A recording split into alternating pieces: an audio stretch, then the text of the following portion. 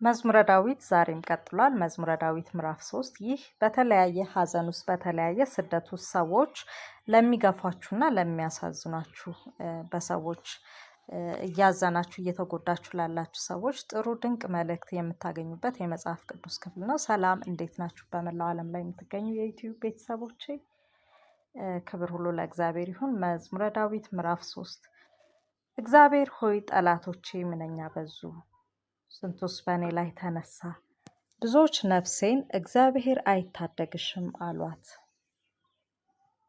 እግዚአብሔር ሆይ አንተ ግን ዙሪያዬን የምትከልል ጋሻ ነህ፣ ክብሬና ራሴንም ቀና ቀና የምታደርግ አንተ ነህ።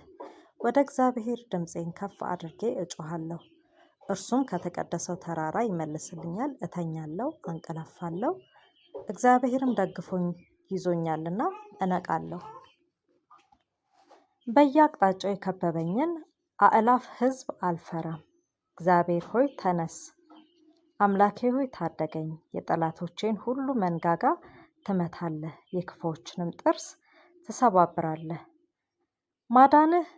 ማዳን የእግዚአብሔር ነው፣ በረከት በሕዝብ ላይ ይሁን ይላል። በረከትህ በሕዝብ ላይ ይሁን ይላል። ክብር ለእግዚአብሔር ይሁን።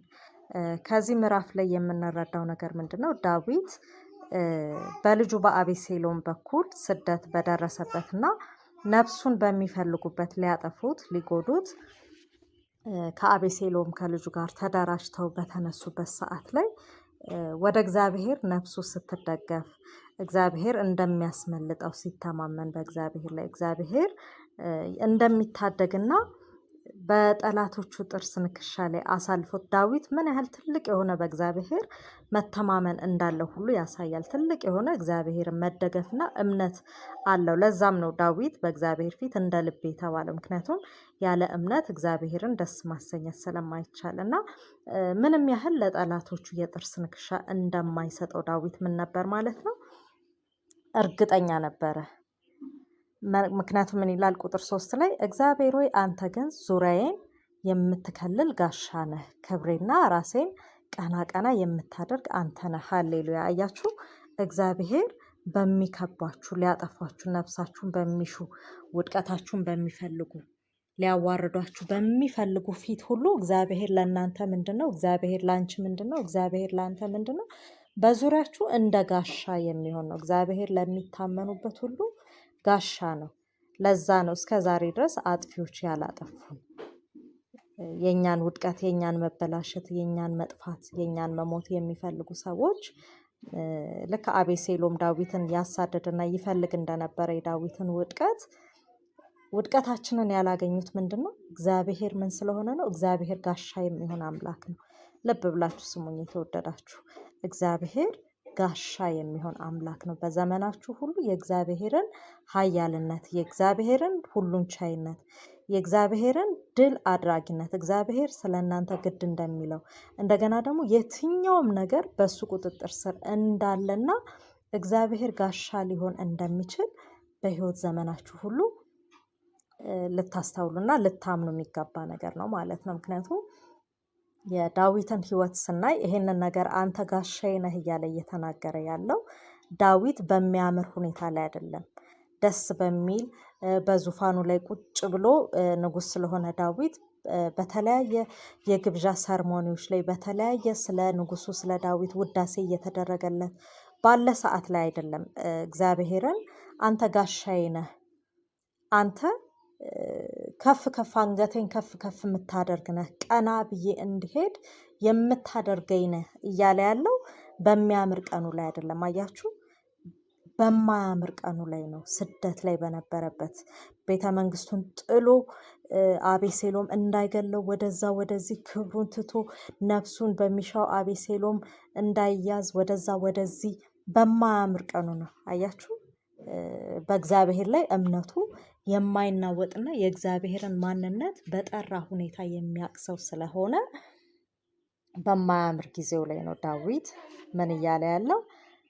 አንተ እግዚአብሔር ሆይ አንተ ግን ዙሪያዬን የምትከልል ጋሻ ነህ፣ ክብሬና ራሴንም ቀና የምታደርግ አንተ ነህ ይላል መዝሙረ ዳዊት ምዕራፍ 3 ላይ ያለውን ቁጥር 3 ላይ ያለውን እያነበብኩላችሁ ያለሁት እና እግዚአብሔር በህይወታችሁ ቀና ቀና ያደርጓችኋል። እሱን እመኑ። ልባችሁ ብቻ በእግዚአብሔር ይታመን። እሺ እግዚአብሔር ምንድነው? ማጆሪቲ ነው። የሰዎችን ስብስብ አትዩ።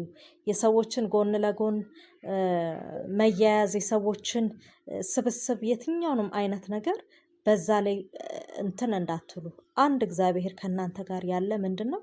ጋዲዝ ማጆሪቲ። እግዚአብሔር ብልጫ ነው። እግዚአብሔር ብዛት ነው። ከየትኛውም ነገር ይልቅ እሱ ማጆሪቲ ነው። ሚሊዮን ሰው ቢቆም ከሚሊዮኑ ሰው አንድ እግዚአብሔር ማጆሪቲ ነው። ከሚሊዮኑ ይበልጣል።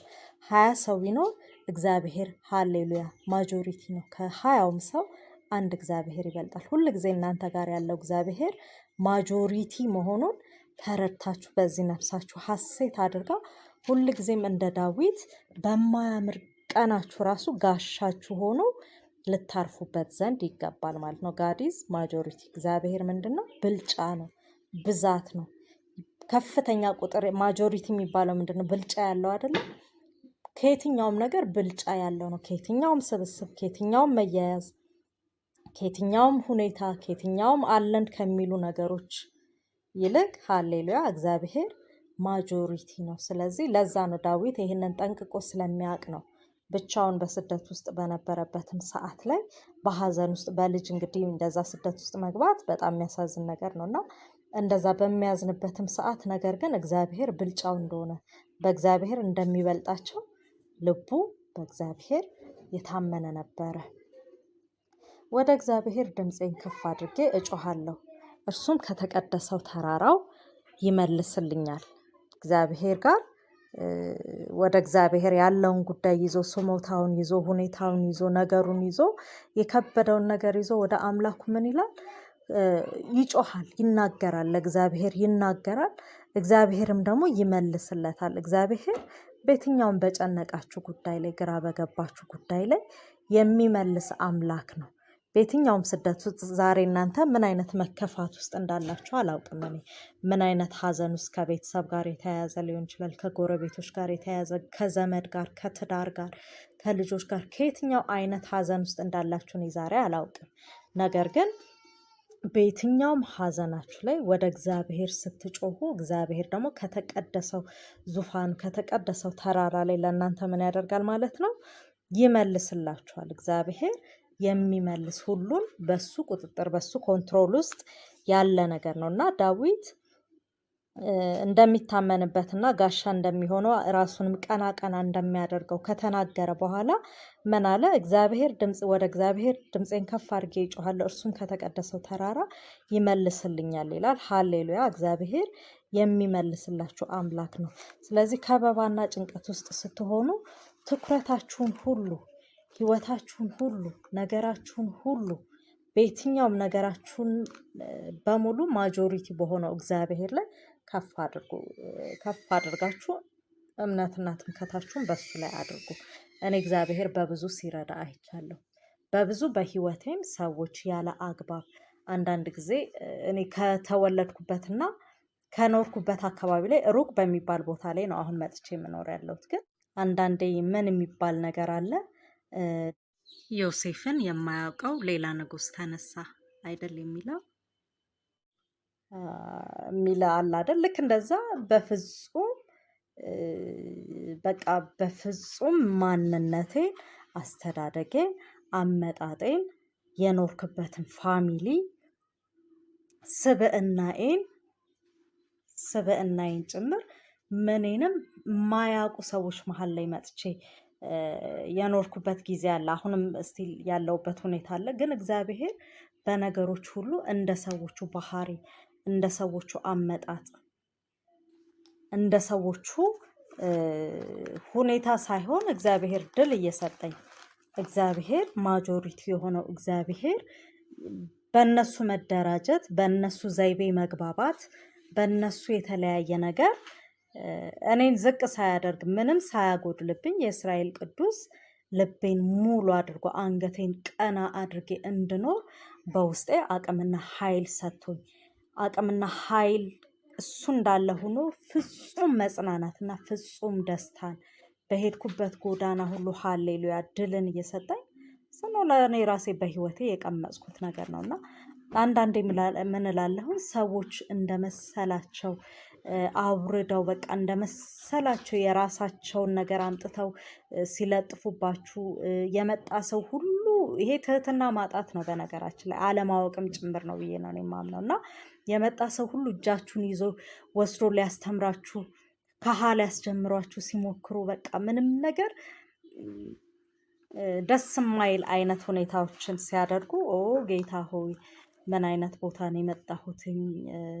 በቃ ዳንኤልን የማያውቀው ንጉስ ተነሳ። ምክንያቱም በኖርኩበት አካባቢ ላይ ባደግኩበት አካባቢ ላይ በቃ በዙሪያ ያሉ ሰዎች ያውቁኛል። የከሌ ልጅ እከሌ በቃ እግዚአብሔር ይባርካቸው፣ ጥሩ ናት፣ ጥሩ ናቸው፣ በቃ ስብዕናቸው ምናምን ተብለን ያደግነው ጥሩ ሁኔታ ላይ እግዚአብሔር ይመስገን ያሳደጉኝ ቤተሰቦችን በጥሩ ስነ ምግባር በጥሩ ማንነት ገንብተው ነው ያሳደጉኝ። ነገር ግን ሩቅ ላይ ደግሞ ስትሄዱ እንደ አዲስ ደግሞ እጃችሁን ይዘው ሊያስጀምሯችሁ የሚሞክሩ ሰዎች ይመጣሉ በህይወታችሁና በነዛ ሁሉ ላይ እግዚአብሔር አንገቴን ቀና አድርጎ በፍጹም ደስታና መጽናናት ሲያኖረኝ ስላየሁኝ እግዚአብሔር ፍጻሜውንም ደግሞ ድል ጭምር ሰጥቶ ሲያኖረኝ እግዚአብሔር ስላየሁኝ ምን ልላችሁ ብዬ ነው። እግዚአብሔር በማያምር ጊዜ ራሱ ጋዲዝ ማጆሪቲ እግዚአብሔር ብልጫ ነው። እግዚአብሔርን ተስፋ የሚያደርግ ወደ እግዚአብሔር የሚጮህና እግዚአብሔርን የሚታመን በፍጹም አያፍርም። ሃሌሉያ። እግዚአብሔርን የሚታመን ምን አይልም አልኳችሁ? አያፍርም። ሃሌሉያ። ስለዚህ በጨነቃችሁ ጊዜ በቸገራችሁ ጊዜ እኔ በእርግጥ አልጨነቅም። ክብር ለእግዚአብሔር ይሁን። ማይሆን የሰዎች አመለካከት ሲመጣ እንደ ሰው ቅርብ ይለኛል፣ ግን ያን ያህል ወደ ውስጤ ከትቼ መጨነቅን አልፈቅድም። ግን በተለያየ አይነት ሁኔታ በሚገጥማችሁ ጊዜ እግዚአብሔርን ተስፋ አድርጉ። ጋዲዝ ማጆሪቲ ሃሌሉያ። እሺ። ስለዚህ እግዚአብሔርን ተስፋ የሚያደርግ ሰው አይወድቅም። ሌላው ምን ይላል? ቁጥር 5 ላይ እተኛለሁ፣ አንቀላፋለሁ፣ እግዚአብሔር ደግፎ ይዞኛልና እነቃለሁ።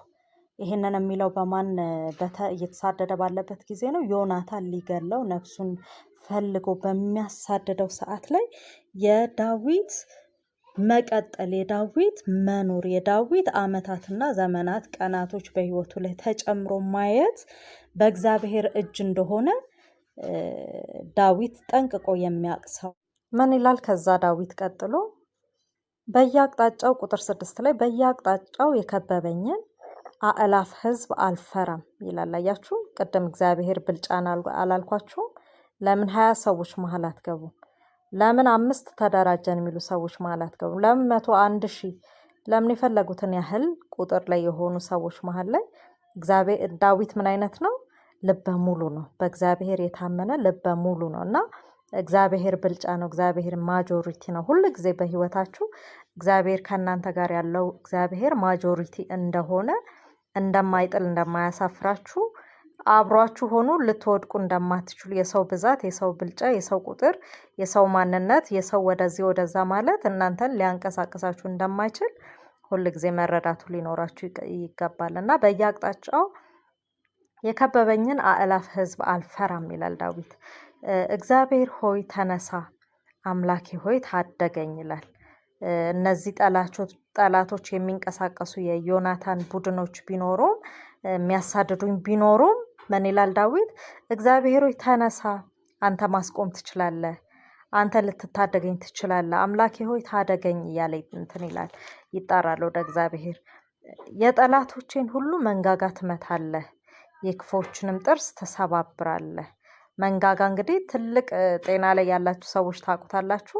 ትልቅ የጠንካራ የሆነ ጡንቻ አለው፣ የማኘክ አቅም ያለው ጠንካራ የሆነ ጡንቻ ያለው ነው። እና ጠንካራ የሆነ ጡንቻ ሊገነጣጥል፣ ሊበጣጥስ፣ ሊያኝክ፣ ሊጨፈላልቅ፣ ሊያደቅ የሚችለውን ኃይል የተባለውን ዋና የኃይል ምንጫቸውን ጥርሳችን እኮ አይደለም የሚያኝከው። እነዚህ ጡንቻዎቹ ባይኖሩ ጥርሶቹን የምናኝከውን ነገርም ጫን እያለን ማድቀቅ መፍጨት አንችልም ነበር። እና ዋናውን አለን ብለው የሚያስቡት ጡንቻቸውን ምን ማድረግ ትችላለህ? መምታት ትችላለህ። የጠላቶቼን ሁሉ መንጋጋ ትመታለህ፣ የክፎችን ጥርስ ማድቀቂያቸውን፣ ቱላቸውን፣ መሳሪያቸውንም ደግሞ ምን ታደርጋለህ? ትሰባብራለህ። ስለዚህ ነው የሰዎቹ መብዛት አልፈራም፣ ሰዎቹ ጋር ያለውን ኃይል አልፈራም፣ ያንን ኃይል አንተ መምታት ትችላለህ እያለ ነው ዳዊት እየተናገረ ያለው። ዛሬም በእናንተ ህይወት ላይ በእኛ ህይወት ላይ ይሄ ነው መሆን ያለበት። ይሄ ነው እየሆነም ያለው። ከእግዚአብሔር ጋር ያለ ሰው ጠላቶቹ ይመቱለታል፣ ሊያኝኩት፣ ሊቆረጣጥሙት፣ ሊያጠፉት ጡንቻቸውን አጠንክረው አለ የተባለው ጡንቻቸውን ይዘው ቢመጡም እግዚአብሔር ጡንቻውን መምታት ይችላል። መንጋጋ ትመታለህ ብሎ በቁጥር 7 ላይ እንደተጻፈው ጡንቻቸውን መምታት ይችላል። ከመንጋጋ ውስጥ ነው እንትን ያለው ይሄ ጡንቻው ያለው ማኘክ፣ ጃም ማድረግ፣ ማኘክ እንድንችል መያዝ እንድንችል የሚያደርገው እዛ ውስጥ ያለው ነውና ማኘክ እንድንችል የሚያደርገው እሱ ስለሆነ ያንን ኃይል መምታት ትችላለህ እያለ ነው እየተናገረ ያለው። ማዳን የእግዚአብሔር ነው። አያችሁ፣ ማዳን የእግዚአብሔር ነው ይላል። ማዳን የእግዚአብሔር ነው፣ በረከት በህዝብ ላይ ሁሉ ይሁን ይላል። አሜን። ማዳን የማን ነው? የእግዚአብሔር ነው። ጠላቶች ስለተነሱ እንደማያጠፉት ዳዊት ጠንቅቆ ያውቅ ነበረ። ጠንቅቆ ስለሚያውቅ የነሱን ቁጥር አልፈራም ያለ ቁጥር 7 ላይ ሲናገር እንደነበረ የጠላት በየአቅጣጫው የከበበኝን አእላፍ ህዝብ አልፈራም እያለ እየተናገረ እንደነበረ ሁሉ ያ ሁሉ አእላፍ ህዝብ ቢኖር ያ ሁሉ ጡንቻ መግደል ማድረግ የሚችል በክርስቲያን ህይወት ላይ መግደል ማድረግ መጉዳት የሚችል አቅም እያለ ሁሉ ግን ማዳን የማን ነው? የእግዚአብሔር ነው። ከእግዚአብሔር አልፎ እኛን ሊነካ፣ እናንተን ሊነካ፣ አንቺና አንተን ሊነካ የሚችል ነገር እንደሌለ ከዚህ ክፍል በደንብ መማር ትችላላችሁ ማለት ነው። የመዝሙረ ዳዊት ምዕራፍ 3 ይሄንን ይመስላል። ተባረኩ። ሰብስክራይብ፣ ላይክ፣ ሼር አድርጉ።